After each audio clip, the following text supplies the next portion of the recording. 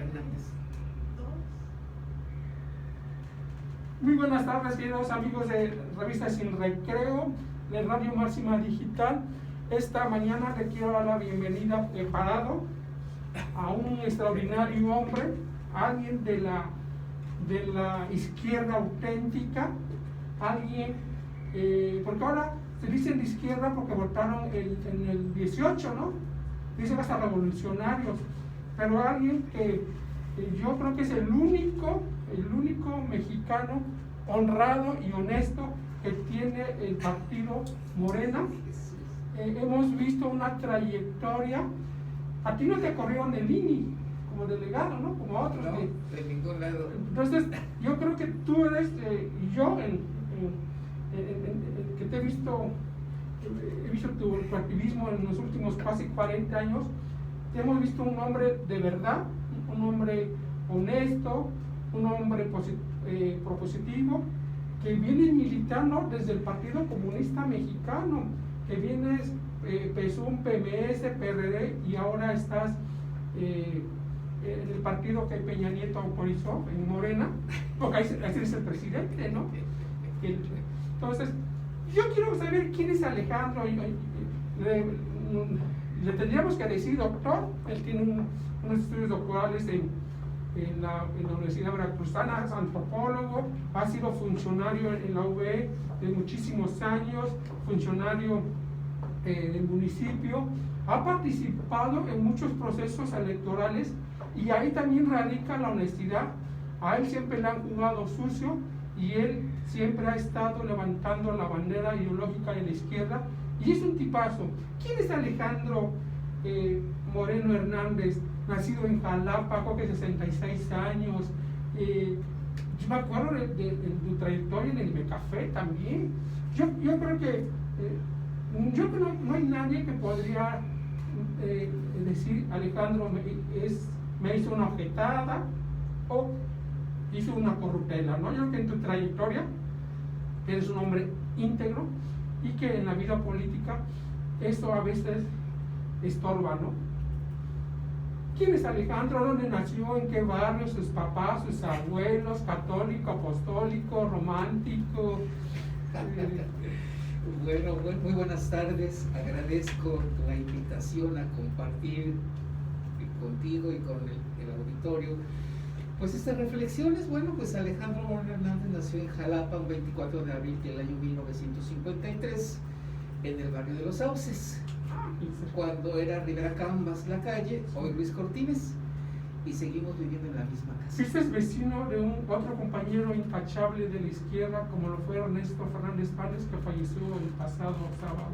Sí. ¿Son del barrio más o menos? Sí, de una colonia cercana, de la Benito Juárez y Los Sauces, muy cerca. Sus hermanas y yo fuimos compañeros en la escuela primaria Benito Juárez. Él fue compañero de mi hermana. Entonces hay una relación desde la infancia con su familia. Por haber nacido en este barrio de Jalapa, ¿tu papá fue ferrocarrilero? No, pero uno de mis tíos sí, en una zona que durante muchos años estuvo habitada precisamente por ferrocarrileros, dado que ahí estaba la estación del ferrocarril. Es un barrio que aún conserva algo de sus características. Muchos de los vecinos han muerto, pero lo interesante es de que mi padre tenía un taller de zapatos. Era conocido como Beto el Zapatero. Ah, mira. Mi tío tenía junto un expendio de petróleo diáfano. Ah, ¿en qué calle? Ahí sobre Luis Cortines del Molino adelante. Ah, ahora bien. Y mi tía era la partera del barrio. Entonces ya estabas en un ambiente público. Así es. Entonces lo interesante es de que, como era la tradición de aquellos tiempos, mi ombligo está enterrado en la cocina de la casa, donde hace 67 años nací y ahí sigo viviendo. Así es de que somos vecinos. Entonces también fuiste al Antonio María Rivera como cuando era secundaria, efectivamente. ¿Y la prepa en el artículo? En el artículo tercero, cuando estaba aquí en la Josefa. En la Josefa. Sí. ¿Y por qué te vas a antropología y no a derecho? Como tenías la línea, la Antonio, el artículo y casi todos iban a derecho. Bueno, en realidad entré a la nocturna, a la Antonio María de Rivera, porque pues había que trabajar para comer. ¿Trabajaste? Desde los 14 años. ¿Y en qué trabajaste? Fui meritorio en las agencias del Ministerio Público, precisamente cuando el Palacio de Justicia estaba aquí en Palacio de Gobierno. Y entonces allí, eso fue en el 68. Sí, jovencito. En el 69 cubrí interinatos allí como mecanógrafo. El 1 de enero de 1970 me dieron mi nombramiento como escribiente en la Procuraduría General de Justicia del Estado en la Oficialía Mayor. ¿Aquí en Barabo? Sí, aquí en Zaragoza. Zaragoza, sí. Y 8 años después fui oficial mayor de la Procuraduría. Entré a la carrera de Derecho, pasé el examen de admisión, pero a la mitad pues decidí, o más bien le perdí el interés a la carrera, y poco tiempo después decidí entrar a antropología. ¿En qué año? Esto fue en 1973. O sea que casi eras compañero de Paco Córdoba, ¿no? Pues no, más Félix era director, ¿no? Félix Valls Jorge. Exactamente, cuando egresé, él era el director de antropología y Chucho Morales el de humanidades. Entonces fuiste el compañero de Fernando Loma. Él iba un año antes que yo. ¿Quiénes fueron tus compañeros? Por ejemplo, Araceli Bricio, que en paz descanse, Cecilia González de la Parra, Saúl Pabello, que en paz descanse, también. Emanuel Uribe, Emilia Velázquez, Ay, niña. Minerva Villanueva, Graciela Corral, Luis López, el famoso Peño Loco. Que se acaba ahí de Jalapa. Fuimos compañeros en la licenciatura, éramos como unos 20 más o menos. Y nos tocó 2 años en Juárez y los otros 2 años en humanidades.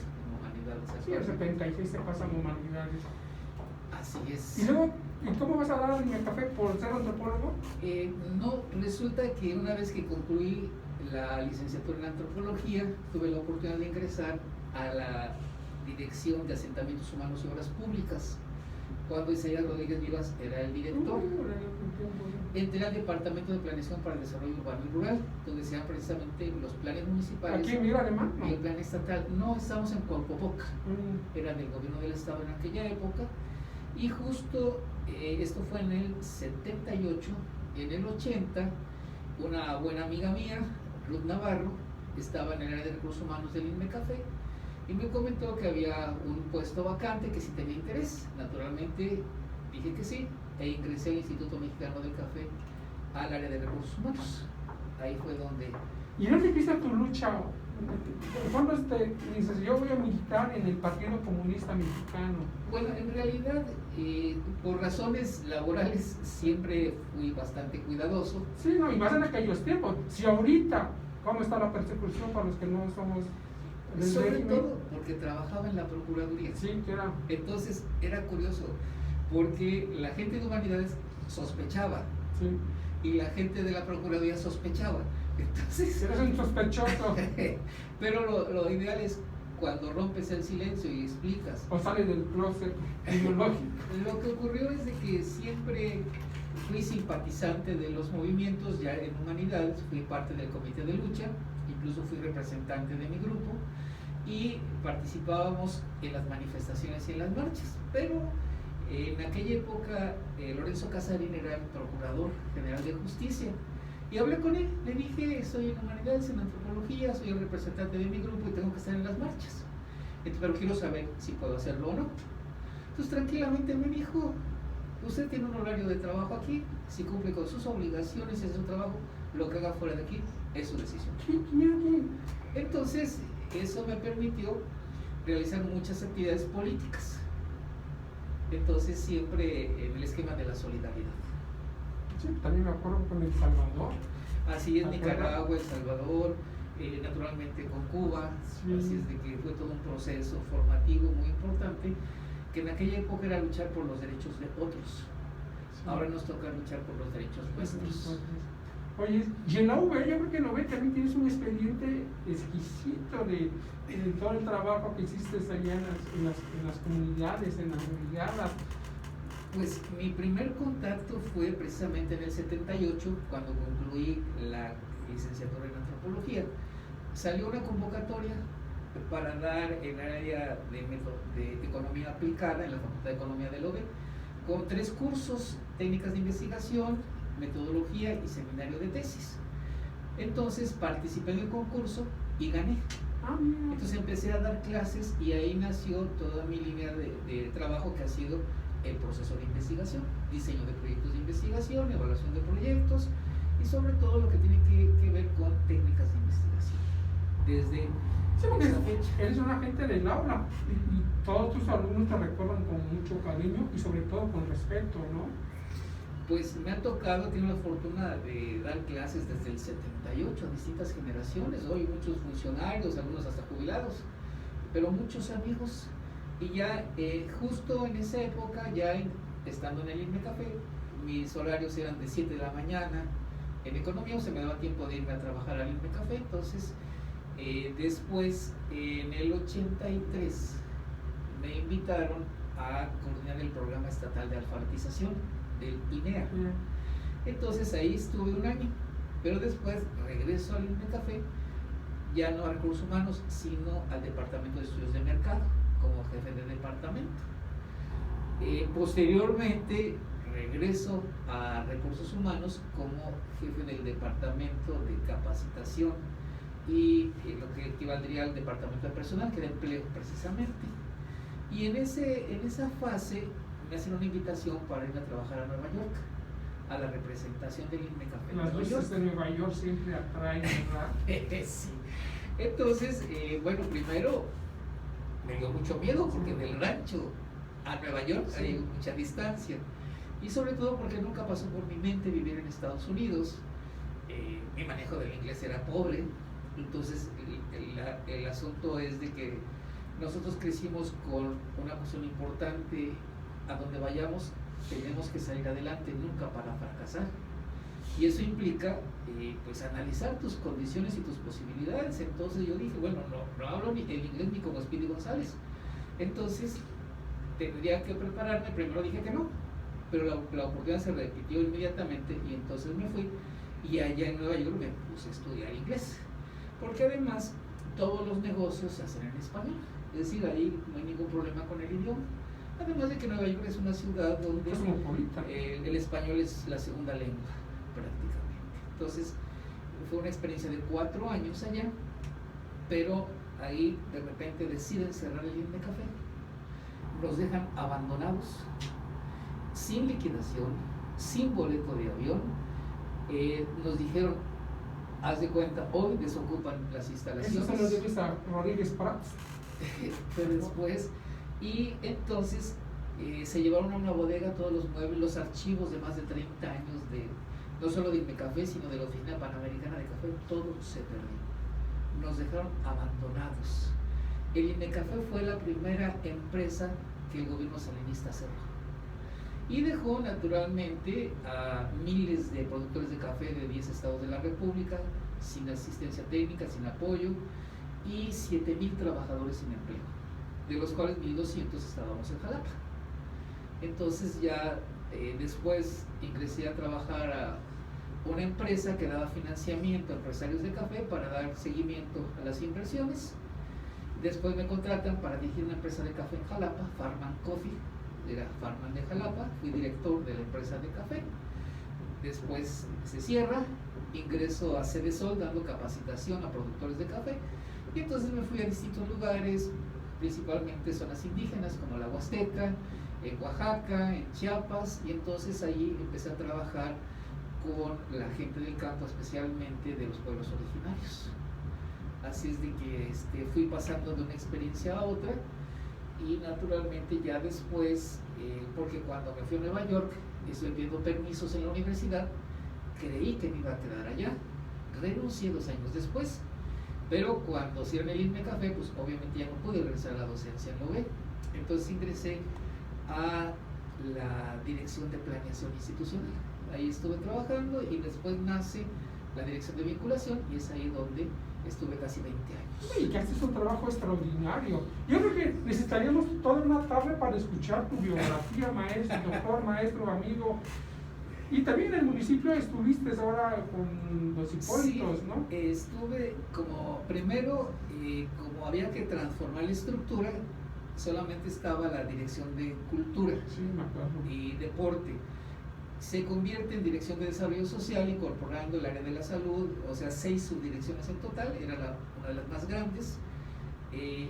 Tenía 680 trabajadores, 34 centros de trabajo, todas las instalaciones culturales, Sí. deportivas y demás dependían de esa dirección. Entonces ahí tuve la oportunidad de colaborar y de conocer. Oye, Alejandro, ¿cuántas veces has sido candidato? ¿Como unas 5 o 6? Bueno, la primera vez fue en 1974, que fui candidato a diputado federal por Jalapa, cuando... ¿Por el Partido Comunista? ¿O No, por el PRD, Ah, 94. candidato ciudadano. Ah, ok. Cuauhtémoc Cárdenas iba a la presidencia, Alberto Castillo a la senaduría y yo a la diputación. Mirna Benítez iba por la segunda diputación, Sí. precisamente. Entonces saqué 36,000 votos en el 94. Así es de que fue una votación para 10,000 pesos que me dieron de campaña. Sí. Pues fue... Porque te hemos visto y yo creo que ahora es un gran momento. ¿Ahorita eres precandidato? ¿O ya eres candidato?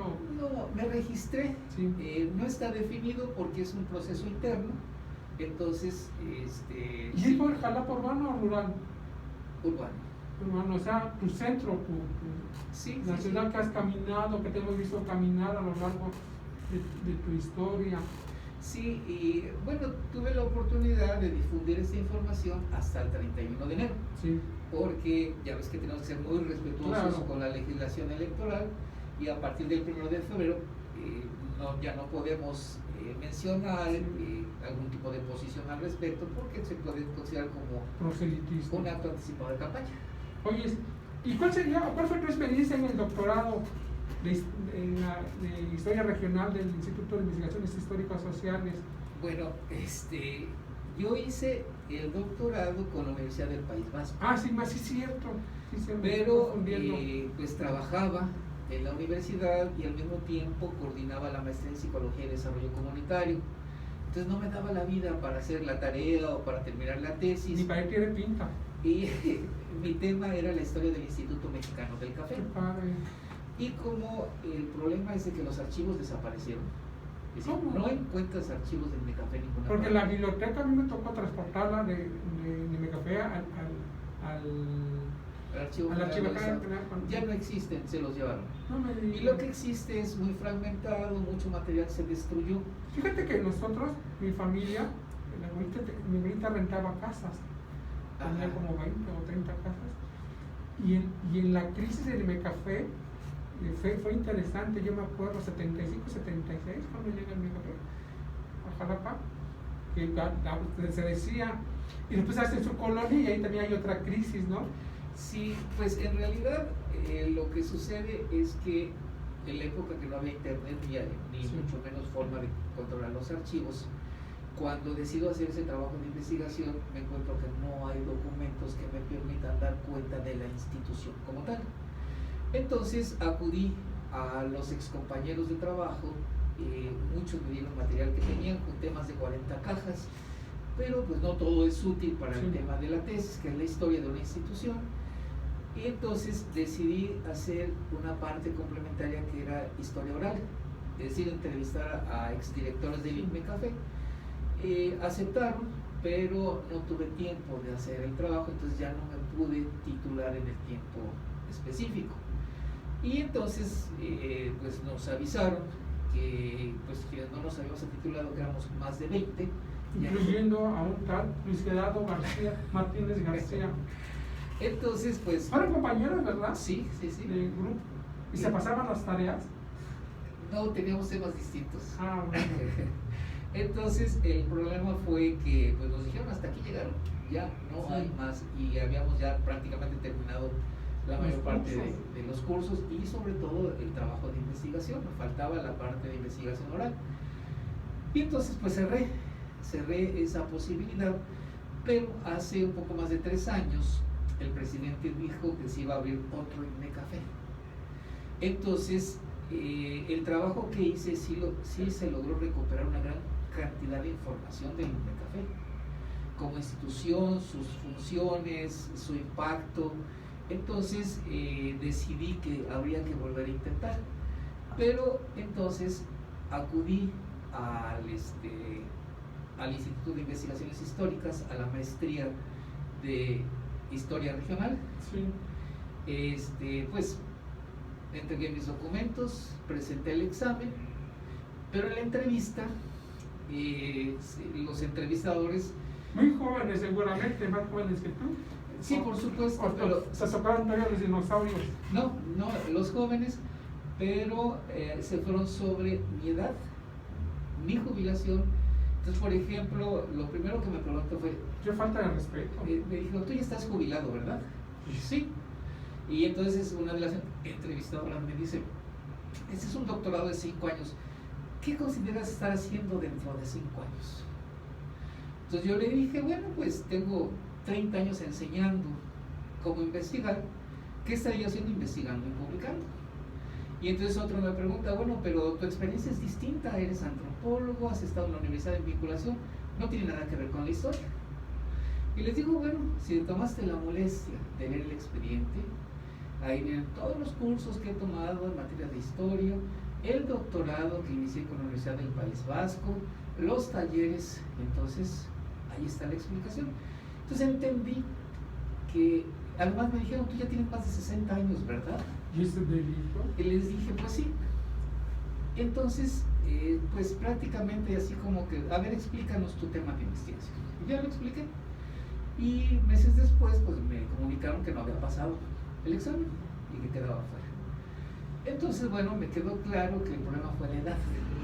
Y uno dice, bueno, pero ¿por qué? Se acaba de titular en Colombia un anciano de 103 años. En Colombia. En Colombia. Aquí la ley no lo prohíbe, pero como que hay ese proceso de considerar a la gente de más de 60 años como que no tiene derecho a en nuestra propia universidad.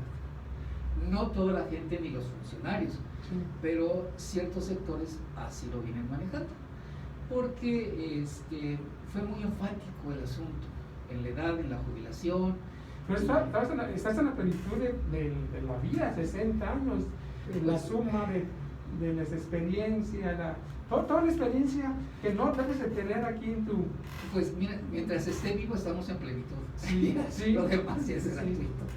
Entonces, cuando se viene la oportunidad de escribir sobre Café, me comunico a la Universidad del País Vasco y lo primero que me dicen es que el programa nunca se cerró y que seguía abierto, pero que Sí. tenía que ir a España.